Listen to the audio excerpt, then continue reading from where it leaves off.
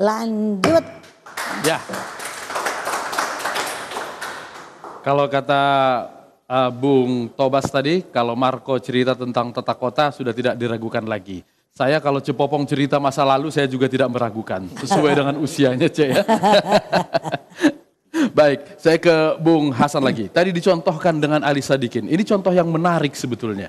Artinya sebelum Pak Ahok ini ada juga gubernur kita yang juga disebut orang suka tegas dan agak arogan. Apakah ini bisa menjadi nilai positif yang terus menerus? Kalau Bang Ali malah, kalau arogannya Ahok gak ada apa-apanya sama Bang Ali. Kalau Bang Ali salah sedikit bisa digampar, dan itu depan publik. Itu kan pidana, gampar orang. Jadi, tapi Jakarta ini memang dengan kerusakan yang luar biasa. Tapi Jakarta juga jadi contoh buat kota-kota lainnya di Indonesia. Kalau Jakarta menempuh jalan yang salah, maka daerah-daerah lain di Indonesia juga menempuh jalan yang salah. Gitu loh, sebagian besar ya, tidak semua itu. Nah, kalau Jakarta menempuh jalan yang benar, gitu loh, kira-kira ini loh contoh. Ya, karena sumber daya terbaik kan ada Jakarta sebenarnya. Teknologi terbaik juga ada di Jakarta. Nah, kalau misalnya itu bisa dilakukan, maka daerah-daerah lain kira-kira juga akan meniru itu. Nah, pasti dibutuhkan gubernur yang extraordinary. Gubernur yang kalem, yang sopan-sopan, mungkin agak susah mengubah itu. Kenapa? Kalau misalnya tadi dibilang, ini harus butuh cara memanusiakan orang yang baik dengan, yang ideal lah. Ngajak dialog, cari proses misalnya ke pengadilan dulu dan segala macam. Oke, mungkin itu disyaratkan. Tapi ketika itu dituruti semuanya, mungkin 5 tahun cuma buat diskusi loh. Artinya Dan nanti terlalu dia juga, panjang. apa sih kerjanya gubernur kok diskusi-diskusi aja? Padahal mungkin maksud dia untuk supaya prosesnya tanpa hal-hal yang seperti ini.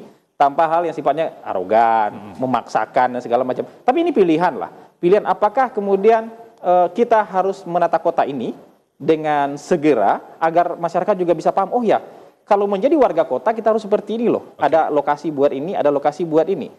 Apakah atau pilihannya apa kita harus berbaik-baik semuanya lewat diskusi, lewat dialog sehingga mungkin 10 tahun juga belum pindah-pindah karena masih alot diskusinya. Saya ingin lihat ya, pemerintah sekarang ini tidak diskriminatif dengan tadi penggusuran Kalijodo. Coba sampaikan, coba program yang kelas atasnya. Nah, itu baru masyarakat. Nah, kelas ini atas baru. artinya yang sekarang dari hijau berubah jadi warnanya, lalu dibangun di situ ada. Itu kan tidak baik juga dan itu salah.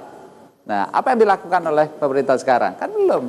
Nah, diskriminasi itu yang memang satu kita harapkan, kedua juga memang proses prosedurnya itu ya.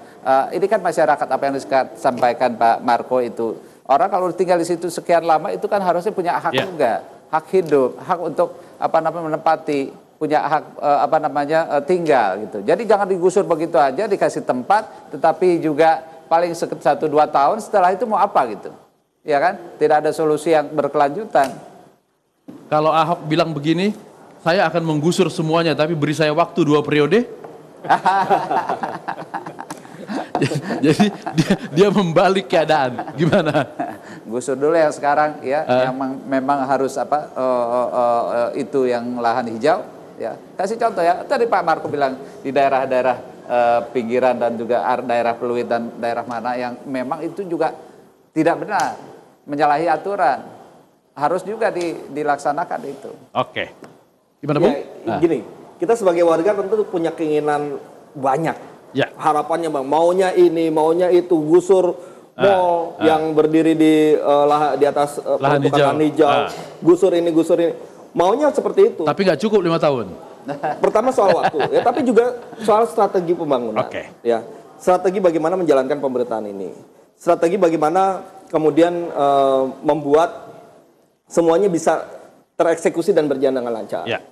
Itu kan butuh strategi. Kalau harapan-harapan tentu akan banyak. Saya juga mungkin maunya A, B, C, tapi tidak mungkin juga semudah itu dilaksanakan. Ya. Nah, yang paling penting sebenarnya adalah saya senang dengan diskusi seperti ini. Kenapa? Diskusi ini lebih kepada persoalan kritik terhadap kebijakan-kebijakan yang tentu di setiap incumbent selalu akan terbuka untuk kritikan-kritikan itu. Ya, incumbent juga tidak akan mungkin bisa sempurna untuk menjalankan semua kebijakan-kebijakannya. Pasti ada celah-celah yang ketika ada kritik ini mudah-mudahan itu akan menjadi vitamin untuk ke depan. Nah, tapi yang kita khawatirkan, yang terjadi nanti misalnya di pilkada, kalau misalnya ternyata bukan Mas Marco atau Pak Bim yang maju, tapi pihak-pihak lain yang hanya mengangkat isunya isu karena tidak suka, benci, sara. Nah itu yang kita khawatirkan. Tapi mudah-mudahan dengan kalau Pak B, Mas Marco ikut memeriahkan juga pilkada ini, yang menjadi wacana di dalam pilkada ini seperti yang sudah disampaikan, itu adalah mengenai adu program, adu kebijakan, kritik terhadap kebijakan-kebijakan. Nah itu menurut saya bagian dari pendidikan politik masyarakat. Tapi sekarang yang juga berjalan adalah pendidikan politik yang juga tidak sehat. Yang ketika orang yang kontra terhadap Ahok hanya melihat dari persoalan-persoalan personalnya, latar belakang saranya dan sebagainya. Dan yang menurut saya itu punya adalah tanggung, kecuali ya bukan bermaksud sama Mas Pak Bim ya. Jadi tapi itu kita harus arah ke sana ya. Enggak. Calon-calon. Justru tapi malam ini tidak. Kita lebih bicara substansi daripada soal itu. Kalau diskusi pada hari ini mendidik, kenapa? Karena yang kita diskusikan substansi. Karena yang kita yang menjadi lawan diskusi adalah Mas Marco dan Pak Bim. Tapi yang sekarang juga sedang bergerak adalah isu-isu yang menurut saya bukan lagi isu yang bisa mencerdaskan masyarakat secara politik. Dan ya oleh karena saya harapkan Mas Marco, Pak Bim ikut juga memeriahkan Pilkada 2017 ini sebagai lawan Ahok biar kita bisa cerdas jadi tim kampanye. Tim kampanyenya siapa? Ahok. Lawan Ahok. Kalau kami semua maju, suara yang tidak setuju Ahok terpecah. Kebuan loh. Iya. Tapi Bung, menurut saya. Tapi jangan khawatir. Jangan khawatir, itu 50%. Ada ronde kedua nanti ya. Jadi tetap aja putaran kedua ya. Gimana Bung? Menurut saya sebetulnya kalau dari survei yang saya baca, warga Jakarta itu tidak terlalu pusing kalau soal etnis, soal agama. Saya rasa seluruh Indonesia pun begitu, apalagi Jakarta. Tapi memang ada kekhawatiran-kekhawatiran yang harus dipahami. Misalnya sudah tidak sedikit orang-orang Tionghoa yang khawatir. Kita juga ya harus realistis juga untuk mengatakan bahwa ada api di dalam sekam yang mudah dimainkan gitu ya. Tentu kalau tidak dimainkan ya tidak. Nah, kekhawatiran itu kita harus dengar juga, meskipun secara umum kita tidak perlu khawatir sebetulnya bahwa menurut saya sebetulnya yang mengangkat isu ras dan isu agama justru Ahok sendiri. Belum apa-apa ngomongin agama. Kalau yang saya dengar dari Bang Adiaksa Daud kan, dia tidak minta Ahok menjadi Muslim. Ahok yang bilang, wah kalau saya mau jadi presiden baru saya jadi mualaf. Lalu Adiaksa bilang, wah kalau begitu saya dukung lebih hebat lagi. Jadi di luarnya dia ngomong Adiaksa minta. Jadi dia menurut saya ini persoalannya Pak Ahok sendiri yang membesar-besarkan karena dia memainkan dirinya sebagai korban. Bukan apa-apa, saya juga Tionghoa dan saya juga kan rasa menurut saya. Bung dari Bangka, Ahok dari Belitung, tetanggaan juga berarti ya? Ya.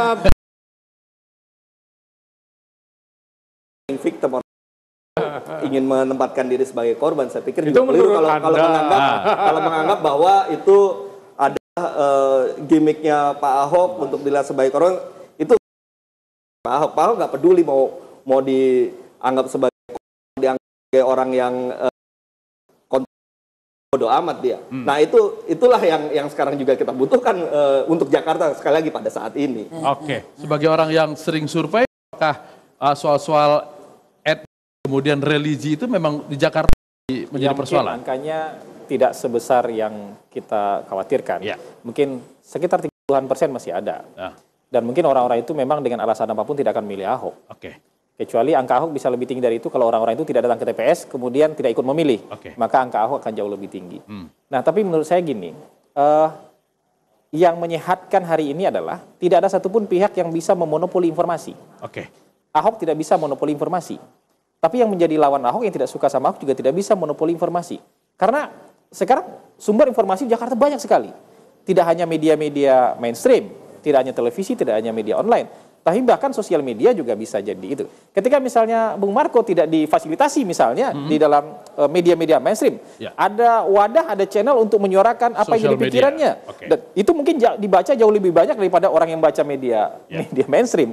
Buat saya tidak ada orang yang... Nah sehatnya ada di sini. Nah tapi juga orang-orang yang picik, orang-orang yang ingin berkompetisi bukan untuk soal kualitas, juga punya kesempatan hal yang sama menyebarkan kebencian di channel yang sama. Yang hanya ingin menang saja bisa juga maju, bisa juga mempunyai kesempatan itu. Iya bisa dong.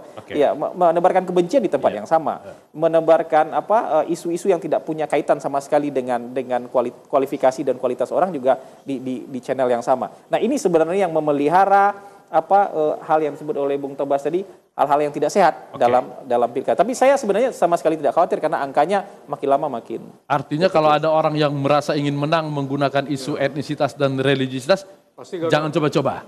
Pasti gagal. Tidak gagal. Bang, tidak menggunakan isu sebagai anak Betawi, anak Jakarta? Kita bersahabat dari dulu ya. Meskipun kita beda kan. Iya. Orang Betawi itu nggak ada yang rasis. Dari dulu mereka bersahabat dengan segala macam Kenapa ibu kota di Jakarta? Karena orang Betawinya mengakomodir semua Iya. Nggak di daerah lain, Jakarta. Jadi masyarakat Jakarta, masyarakat khususnya Betawi itu enggak ada masalah seperti itu. Welcome semua. Yang penting lo baik di Jakarta, ya membangun kota Jakarta. Mungkin yang ngaku-ngaku Betawi kali Bang. Ya? Mungkin yang ngaku-ngaku Betawi. Yang bukan Betawi tapi ngaku-ngaku Betawi. Ada itu. Kalau yang Betawi asli nggak begitu Bang ya? Ya enggak, dari dulu sampai sekarang. Saya sekolah di sekolah Katolik. Nah, sekolah Katolik. Jadi memang buat saya juga perbedaan ras, agama itu ya sudah biasa nggak ada masalah buat Jakarta. Artinya ini kan memang masyarakat ya, kebanyakan masyarakat ini ya, satu soal kerjanya pemerintah sekarang dan juga bicaranya itu ya yang memang jadi khawatir akan menganggap itu suatu kebenaran ya, kasar itu benar jadi. Ya. Bung, ini selalu orang menyoal Ahok ini dalam cara dia berkomunikasi. Apakah memang dalam survei-survei juga bagian ini menjadi handicap untuk Ahok? Iya. Ketika misalnya tahun 2015 ketika konflik antara Ahok dengan DPRD sangat tinggi, kemudian juga muncul karena konstelasinya begitu tegang, kemudian emosi juga tertumpah jauh lebih banyak daripada biasanya.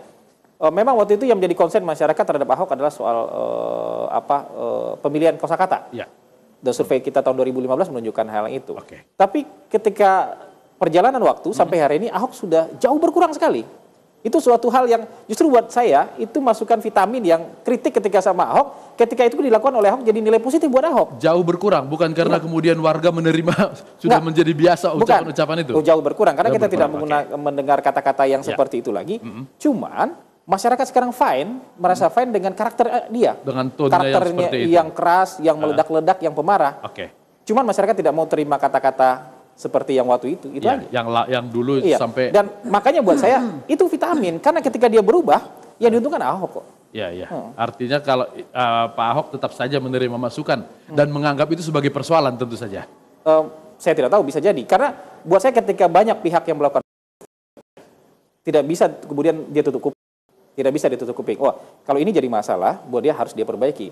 Walaupun secara emosi tidak turun sama sekali, secara emosional tidak turun, tapi pemilihan katanya sudah jauh berubah. Tetap tone-nya tetap di atas gitu ya. Bagian yang mana Bang sebetulnya yang masih mengganggu dari cara berkomunikasi politiknya Pak Ahok itu? Ya itu sampai sekarang kan menjelek-jelekan dengan kata-kata yang tidak sopan, lalu juga membentak-bentak, itu kan tidak baik juga ya. Ini selain daripada kinerjanya ya, tapi saya rasa seorang pimpinan apalagi kota Jakarta itu harus memberikan cerminan bahwa ini kan Pak Presiden kita sendiri bahwa revolusi mental termasuk itu juga kan, perkataan harus sopan. Cara penyampaian juga harus bijak dan baik. Tegas itu kan bukan berarti memaki-maki orang. Baik. Cek. Ya, Opat. Iya. Nah, baik. Ada dongeng dikit antara Cepopong jeung Ahok. Dulu beliau kan Golkar. Anggota DPR RI, fraksi Golkar. Waktu beliau itu mencalonkan diri jadi wagub, nah kan kudu keluar di Golkar teh. Beliau itu sedang jadi anggota panja undang-undang tentang pemilu. Cepopong yang ganti teh. Beliau keluar, Cepopong ganti, jadi akrab daga. Ketemu terakhir waktu Najwa. Nah, peluk-pelukan sama Cepopong. Cepopong bilang, Cepopong bilang begini, pokoknya kalau mau sukses pakai tanda kutip kata Cepopong, jaga mulutmu.